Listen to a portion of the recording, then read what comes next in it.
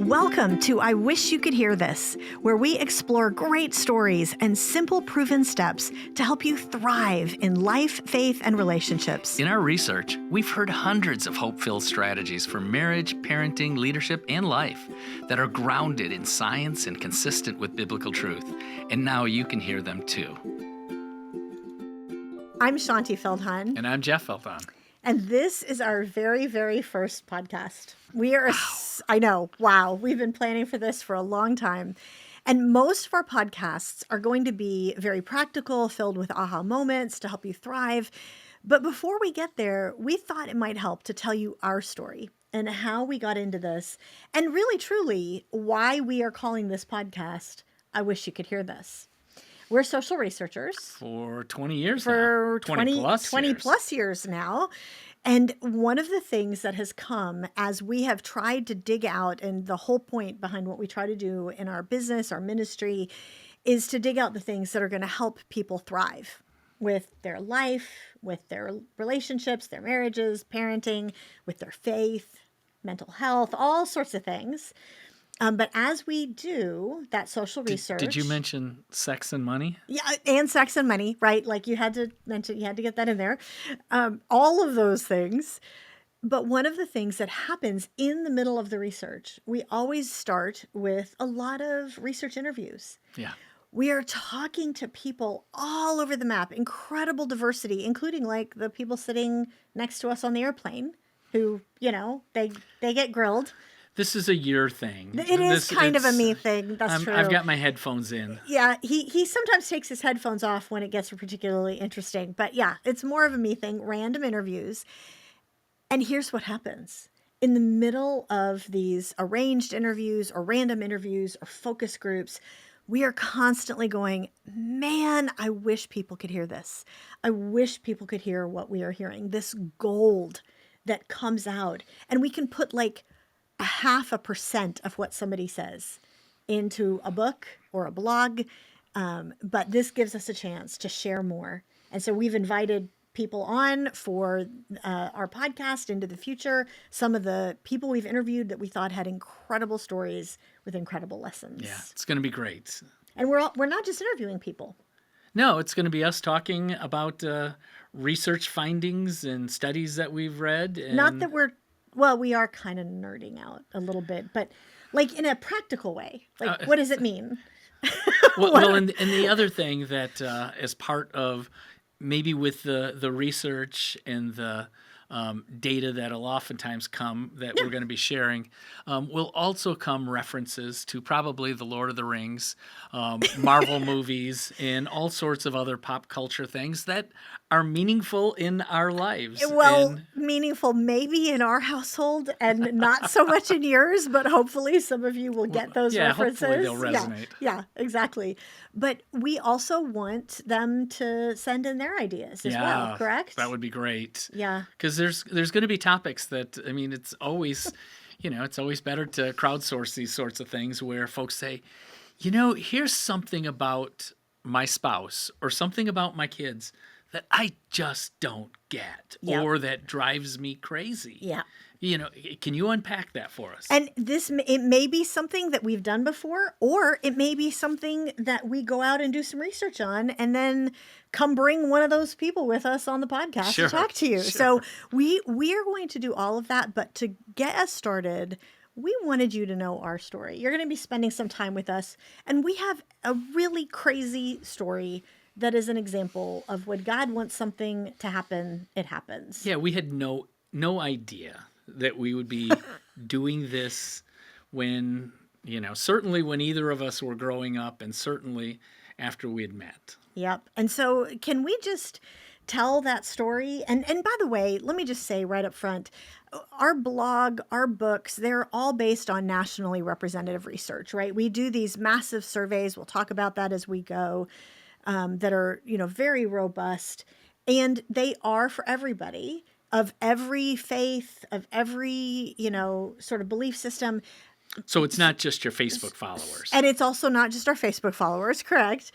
But we come at life from a Christian perspective. And so Correct. we hope that if you're not of that perspective, that this still is helpful to you, but just be aware that that's going to be a big part of the podcast as well. It is a big part, but the human heart is the human heart, and we want what we want, and we're disappointed by what we don't get. Yeah. And so it doesn't matter what your faith persuasion is, in order to, I hope, receive something of benefit from here. And we hope that there's a lot of benefit I think to so. you. And so, okay. So How about, since I am the older of the two, Why why don't don't I you- start, why since don't my you- beginning happened before your beginning? Absolutely. So I grew up in a small farming community in Michigan, and I apologize because we probably just lost all of our Ohio listeners at Unfortunately, that point. right So, now, I promise he's a good guy. Like, I know OSU fans probably don't think that right now, but he's a good guy. So that I grew up in this small farming community, and life was wonderful. I had two parents that loved and sacrificed for me and for my three older brothers. And as I've grown and lived life, I've come to realize what a benefit I had by having a mom and dad model a life of Love and care. love and care to And the this- four boys. And this tells you also something about him, because what he's not saying is that they were kind of poor in a lot of ways. Yeah, Like, there certainly were it four was boys, not it was a four lot boys, of... and that farming community was south of the kind of post-industrial city of Flint, Michigan. It's kind of a hard scrabble place. But we had a living. We didn't know that we didn't have. We knew we didn't have some things that we wished we would have. But our parents loved us, and they Exactly. took us to all of the sporting things that we were engaged in, and they were there at every game cheering us on, and the community was like us. So we didn't really know that we didn't have a whole lot of material stuff. Everyone was like that. And it's a perfect example to me, of what really matters. It is. And also, you are, like many other people in that community, you didn't go to college. I At least didn't. not right away. I didn't. I worked in a restaurant for 7 years after high school. It was my family's business, and it was hard work. Maybe we'll unpack that in a later show. episode. But I really did want to go to college, and I had hoped and dreamed that I could. And eventually the opportunity came when I was 25 years old.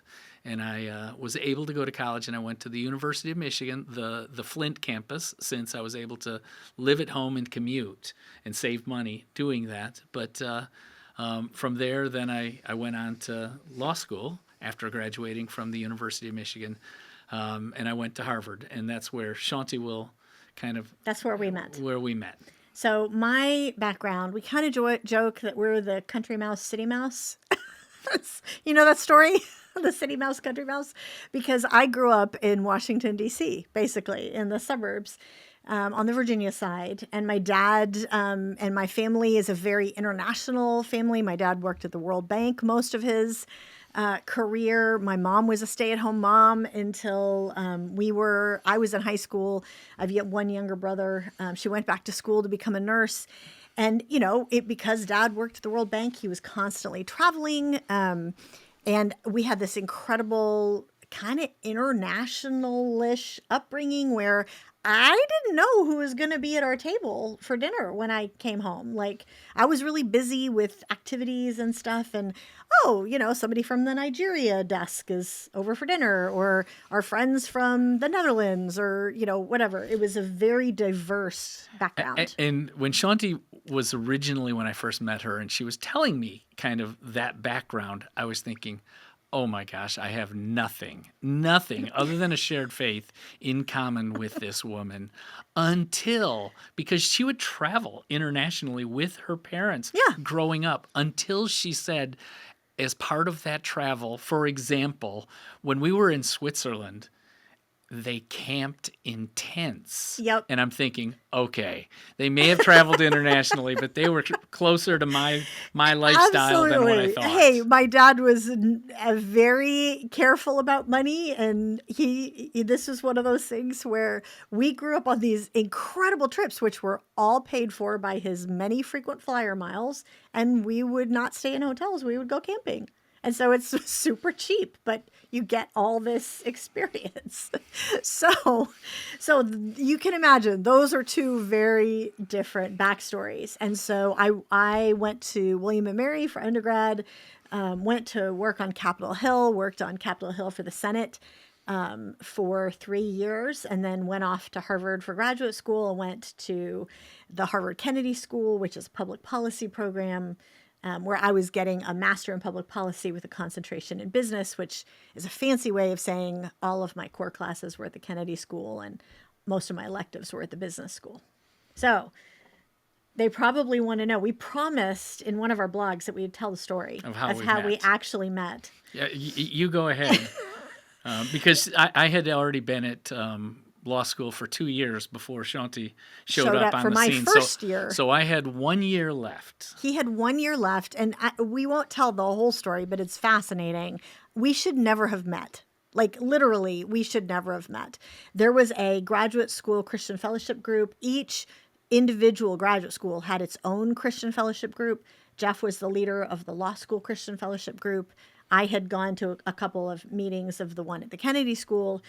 But once a month, there was a graduate Christian fellowship meeting where everybody came together across all of the schools and spend time in worship and teaching. And let me tell you, at a school like Harvard, that is a powerful, profound thing. And we'll unpack some of that in another podcast, because we want to have on a couple of people that were instrumental in those days and hear about what's going on at Harvard. But for us, we missed each other at that graduate Christian fellowship meeting. It's a long story. In the fall of this would have been 1992. 1992. And we missed each other. We should never have met. He left the meeting before I got there. Everybody had left for dinner. The place that I tried to go for dinner, they wouldn't serve us, which now I know was just the grace of God was keeping us from being served. And I went out into the street to say goodnight to the friend that I was with. And for some reason, I was near Harvard Square. For some reason, I turned away from my apartment and toward Harvard Square, which to this day, I have no idea why I did that, because it was completely the wrong direction to go to get back to my apartment. So I walk up to Harvard Square, and in the middle of this crowd on a Friday night, I bump into a couple of people. This guy who looked vaguely familiar from the group, and an African-American. Actually, she'd kill me for saying African-American because she's actually Nigerian. His Nigerian best friend, and we kind of turned and looked at each other and went, "Aren't you with that other group that group?" Yeah, and you told me you were having dinner. You guys had went to a different spot and could just come on and join us. And that was the way we met, and we established a friendship. A little detail in there was Okay. that the group that I was with was a group of friends from the Christian Fellowship, some of which were in an a cappella singing group. You know, the Ivy League, those You a cappella kind of groups. have to it's do what an they a cappella group. And so, anyways, there was one that the law school had, That the Christian Fellowship the Christian had, Fellowship yeah. had in the law school, and I was part of it. So, come to find out, we were just talking over dinner, and Shaunti sings, and we needed a singer really bad, and so we encouraged her to come and participate and be part of the group. And I was like, and the group still to this day, we're all still friends. They still will not let me forget that. I asked the person who mentioned it, is he in the group? Pointing to me. Pointing down the row of people at the dinner, is he in the group? Yeah, I'm never going to live that one down. Okay. But they said yes, and they were using you as bait, I think. And so we started a friendship through that group. We did. And that was all. It was a friendship. That's all it was. And that drove me slightly crazy. Because we would then have a fellowship group gathering, on campus once every Friday night. And after that, and I quickly ditched the Kennedy School Christian Fellowship group. I was going to the law school Christian Fellowship group from this point on. we had a big tent, so Yes. we were open to all comers. So, anyways, after the meetings, we would often there'd be a group of us, and we would go out and grab dinner together and just hang out. And so Shaunti and I would go to those kind of group gatherings together. And as we're just kind of walking down the street, We're going our walking way to down- the restaurant or whatever, Yeah. just talking, getting to know each other. And the classic thing, and this I'm gonna talk to all the girls out there. You're gonna hear my pain, because the classic thing, we'd be walking down Mass Ave toward restaurant ABC, and everybody would be in a group, but Jeff and I would be walking next to each other the whole way, and just the two of us and talking. And Jeff would say something like, I hear that's a great Indian restaurant. We should go there sometime. And I'd say, great. And that, Crickets. crickets. And that was about it. Or, hey, a month later, hey, that pizza place, so-and-so said they went there. It was awesome. We should go there sometime. Great. Nothing. Nothing for months. And now we're getting closer and closer as friends. And that was it, just friends. And it was very clear that we were trying to, or at least I was keeping a boundary of. He was keeping as a friends. very strong boundary as friends. And I am watching the clock tick, because he is graduating in now 3 months, 2 months. He's gone. Like, nothing has happened. And I'm like, okay, And I've accepted a job to work in New York, in Manhattan. He had accepted a job to work in New York at this big sweatshop law firm, as we came to find out later. And then comes the day, and okay, now all the other girls, now everybody else, all the other women who hear this story are going to think the same thing that I did when you did this. He's a bit of a jokester. And so he finally comes the day 6 weeks before he graduated. Okay, get that. 6 weeks left. Just before spring break. 6 weeks before he graduated, he said, hey, I hear that's a great sandwich shop in the city. We should go there on Saturday. And I'm like, whoa, there was a day attached to that. So here is what this guy did. And if you're not watching the YouTube channel, you can't see that I'm poking him, because this is what he did, you guys. He sits me down at this sandwich shop, and he looks at me over this little table, and he said, you're probably wondering why I've asked you here today. And he said, I want to let you know how much I've enjoyed getting to know you as a friend, and how much I admire you and respect you. And now you can imagine, right? Anyone who has had but we just want to be friends talk, which I had before, anyone who has had that knows the next words. And I'm gritting my teeth and I'm looking down at my plate. And he says, and I've been praying ever since last fall whether you're the woman I'm supposed to marry. Oh my goodness. When I hear that, I just think, one, don't try to replicate. It's just craziness. Yes. But it was something that, the words failed me in the moment. Hey, it was, let me just say, it was much better than but we just need to be friends that you could have said. But the truth of the matter was, I had thought ever since we'd met that I wonder if Shaunti could be the person that, I'd marry. And I'd been praying, and I wanted a sign from God so desperately and didn't get it. But I'd talked to wise people. I'd inquired. I'd prayed. I'd fasted. And at some point, a buddy of mine before this talk said, Jeff, at some point, you have to trust the process. And the process that you've gone through in asking God whether or not this is the next right step for you and for Shaunti, I think you have to trust that. And do you want this? Right. Do it's you like want this? God works in your desires. Right. And so this was thankfully what you wanted. It's what I wanted. It was what Absolutely. I wanted too. So let's move beyond that craziness. I know. Let's move beyond that craziness. We moved to New York. I graduate. I take a job in New York. Hard work, long hours. You continue on with your last year. I finish my graduate degree. I go work on Wall Street. We get married. We get married. And we're living in New York for Almost 4 or 5 years, whatever. And learning that newlywed years are challenging in some ways, especially when you don't see each other very much because you're working really long hours. And something happened to put us on a completely different trajectory. I can't talk. Trajectory.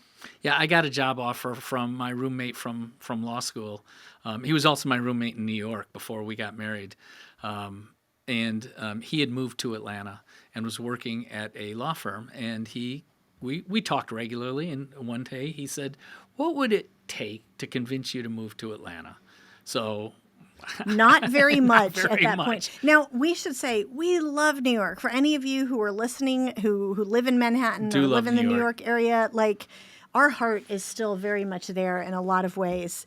But lawyers in New York have no life. Yeah, and we didn't have want family that. in New York or anything like that. So there weren't a whole lot of ties binding us there. So we ended up moving to Atlanta, and in that there was a transition for Shaunti, changing jobs. She was at Wall Street during our New York years. She was working there, and now she was here in Atlanta looking for something new. Well, there was a reason that I was looking for something new to do, and this is something we'll talk about in another podcast, which is what do you do during times of uncertainty? Like, how do you handle that well? Because the very short version of a long story is that I had actually taken a job that I thought was going to be the rest of my career, working with a ministry to China that I could put the headquarters anywhere. And so I quit my job on Wall Street. We, moved to Atlanta. That was where I was establishing the headquarters. I did that for 6 months, and I was called out to the ministry to a board meeting and fired. And it was devastating. And there were a lot of factors behind it. I was too young and inexperienced to realize that I had kind of set myself up for failure.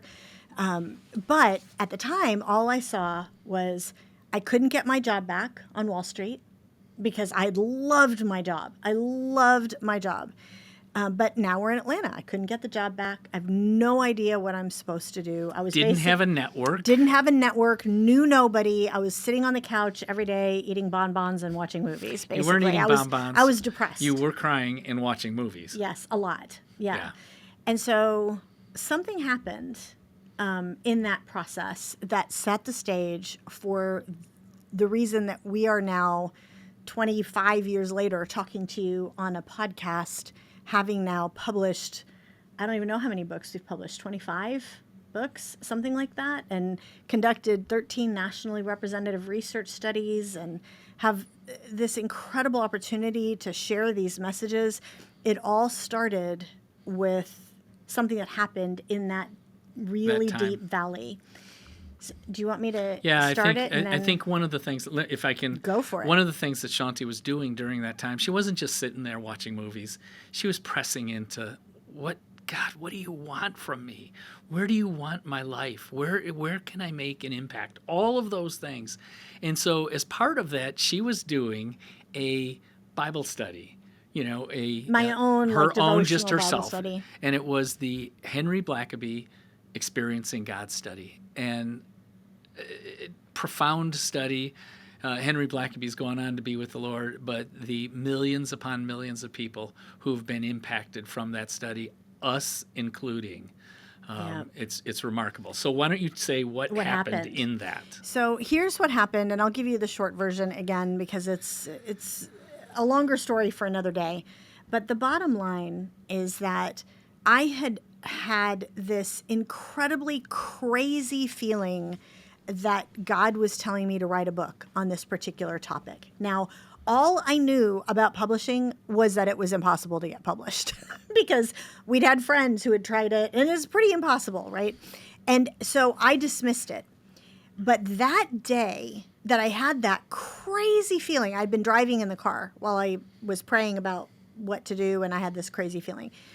That day, after I finished driving up to our apartment, went upstairs and opened the Bible study, opened that devotional study, was the day that Blackaby said, we as Christians so often limit God by not responding when he calls us to do something, because we look at the thing, whatever it is, and we think, I can't possibly accomplish that, right?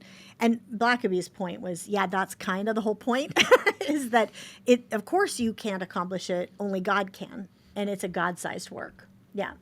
So that day I went, you know what? I am going to try this. I feel like this is something God called me to do, but this is absolutely nuts. But I can do what I can do. That was one of the other things in the devotional, was to say, don't try to figure it out. Just do what you can do and wait and see if the next step opens up. So I can start writing a book. Like I can get on my computer and I can start writing a book. But Lord, you're going to have to do the publishing thing because there is no way I can accomplish that. So I call you. She calls me, and I'm at the law firm, and she says, I think I know what I'm supposed to do. You know, that topic that I've been interested in, I think I'm supposed to write a book on it. And I thought, that sounds okay. You know, maybe it'll cause her to stop crying, so I'm all for it. I didn't say that out loud, guys. But she says, okay, good. Now you really have to be with me on this, because the particular topic was somewhat research-based. Surprise, surprise. She says, I'll need to probably go to New York some and interview some folks, and D.C. and interview some folks. And I'm thinking, oh, my goodness. Not only is she not making money, now she's going to be costing us money. But I promised that I would pray about it, and I did. And I felt you it did, was. And you were very supportive. I felt it was something that we would move forward with. So here's what happened. 2 days later, thank God he did not have me wait very long, because I don't know that my faith would have held. But 2 days later, I was in a job interview, ironically. That was a client of our firm. Of your law firm. That we had arranged. It was a financial services company that, you know, does a lot of market research, all of that sort of stuff. So it fit perfect with her background. With a lot of Christian leaders, right. Actually. And so I'd been in an all-day set of interviews, and at the end, the HR director said, this has been great. If we made you an offer, when could you start? And I thought to myself, like, do I really feel like God told me to write this book or not? Because if I do, there is no way I can accept this job offer, because it was a very time-sensitive thing. It would have to be done in an incredibly unusually expeditious. The book would have to be done very, very expeditiously. And so I was trying to hedge. And I said, well, you know, that's a great question.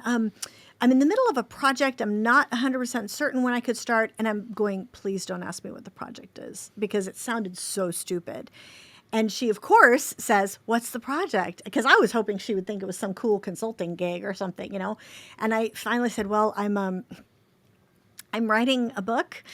And she was like, oh, how fascinating. Do you have someone advising you on the research process, on the book process? And I said, well, no, but I've been praying for somebody. Now, remember, this is 2 days after I'd had that feeling, which was on a Monday. This was on a Wednesday. 2 days. And she said, you know what? I fancy that. One of our senior executives was in Christian publishing for years, and I betcha he'd be willing to give you some tips. And, oh, I hear his voice outside my door right now. And she opens up the door, and there's this tall Australian man standing there, and she's like, Calvin, here's Shaunti, Calvin. And she goes, Shaunti's writing a book. And of course, poor Calvin, who's used to publishing, everybody is writing a book. So he's very politely like, mm-hmm. And he very politely says, what's the book about? And I told him, and he starts laughing, which is not the answer, not the response I was expecting. And he goes, you're not going to believe this, But just last week, I was sitting down over breakfast with a major Christian publisher, listening to them tell me they really wanted to do a book on this exact topic. And if I happened to run across anyone writing a book like that, would I let them know? Wow. Wow. And so we kind of looked at each other. He was like, how about we meet on Friday and talk about whether I should be your agent?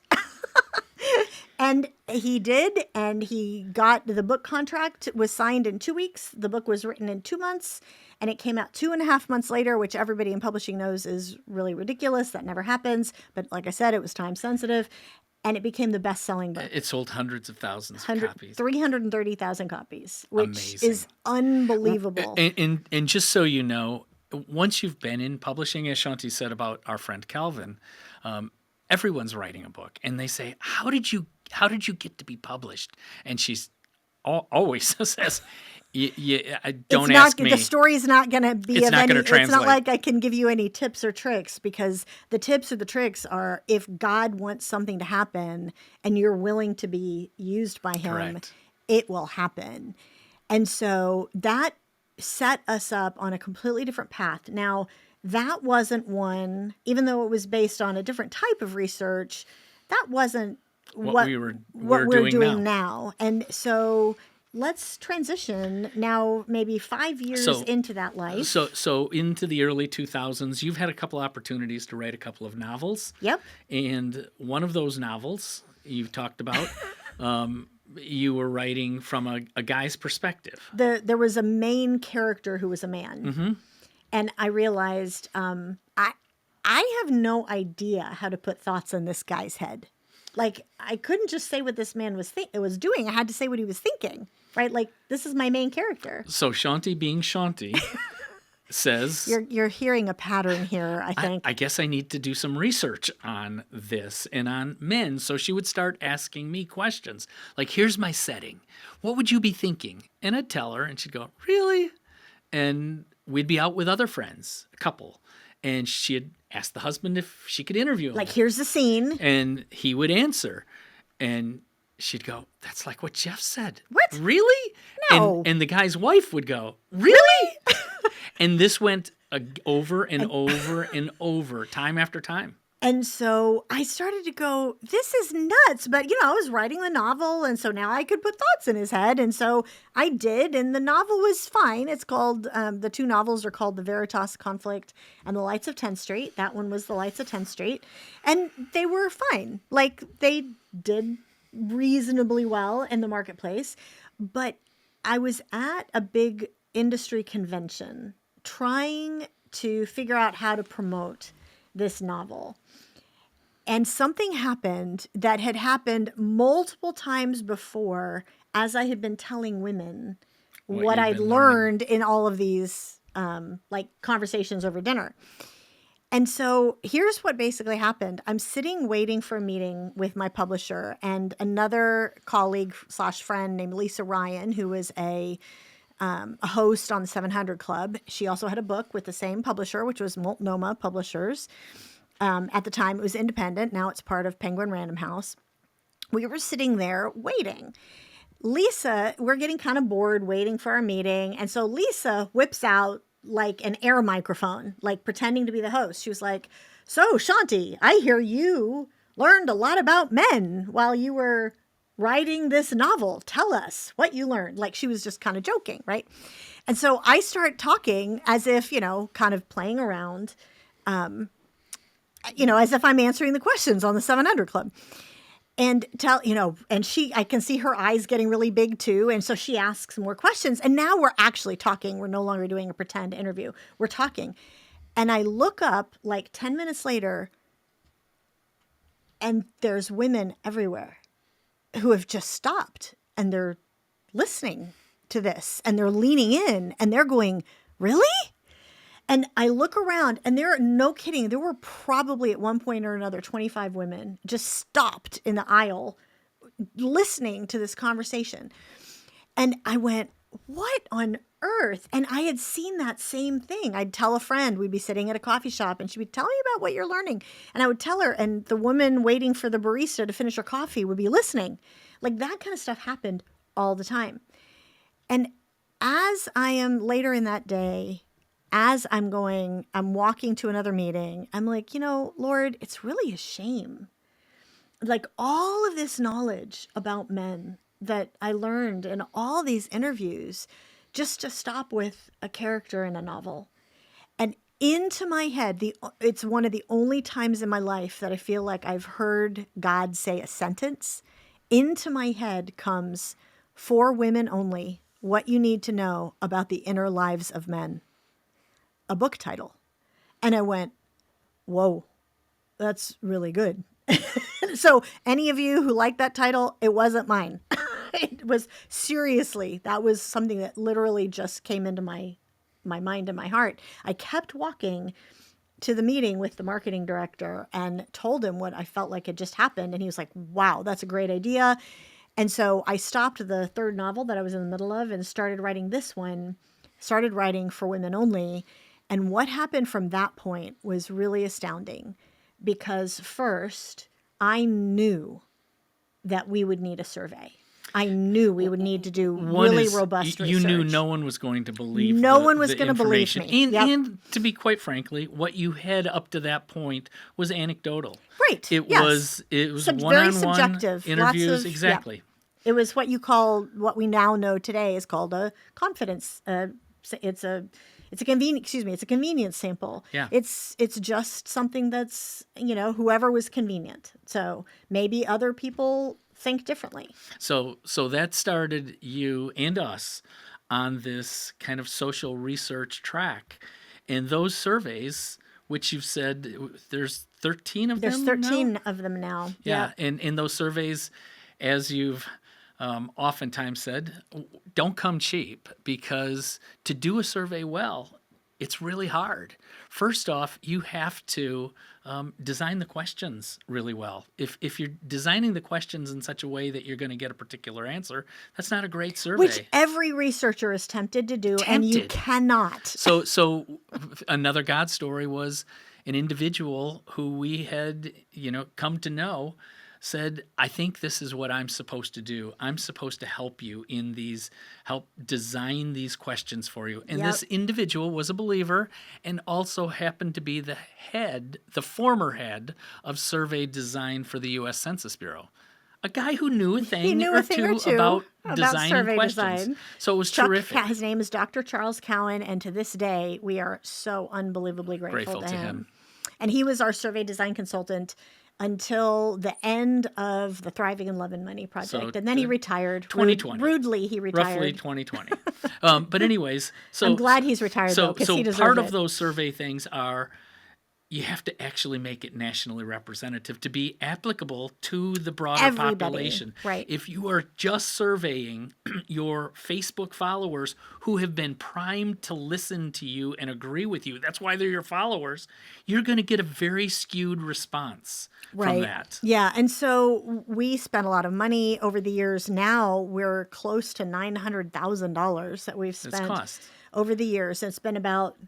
the first survey, the For Women Only survey that we were talking about, that was probably early 2003. Yeah. And maybe? so the reason I bring all of this up is that listeners, if they don't know us, great, but you can have a high level of confidence in the data that we're going to be sharing over this podcast. Correct. It's not like we're perfect. We make mistakes.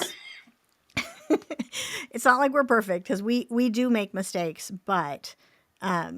we have gone to pretty good lengths to try to get you good data. And so let's wrap up the story with saying For Women Only, which was based on that nationally representative survey of men, that very first survey, where thank goodness Chuck knew what he was doing, because, I was a researcher. I'd been an analyst on Wall Street, but survey design is a science. A whole different thing. It's a whole different thing. And so thankfully, as we started to learn how to do that process, all of a sudden For Women Only exploded. And it started hitting a nerve, and people going, oh my word, and having the same reaction that I did when you were telling me what you were really thinking. And, women were telling me everywhere, they'd be reading the book in bed at night and they'd turn to their husband and say, is this true?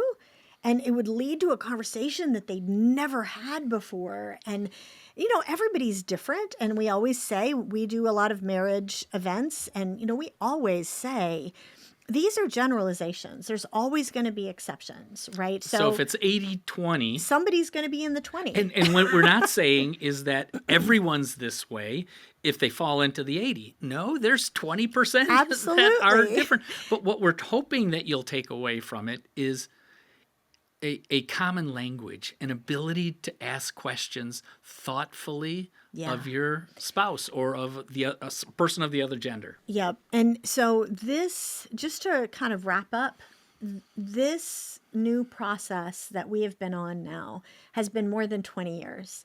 And it has led to all these different research studies, not just the study of men, but the study of women for the 2 books, For Women Only and For Men Only. And a lot of marriage events where people invite us to come in and do a date night or a marriage conference. And by the way, if that's something you're interested in, we'll put that information in the show notes. But then into parenting and the workplace and mental health. And as you pointed out, sex and money and all of these different areas of life where we're not trying to cover the waterfront.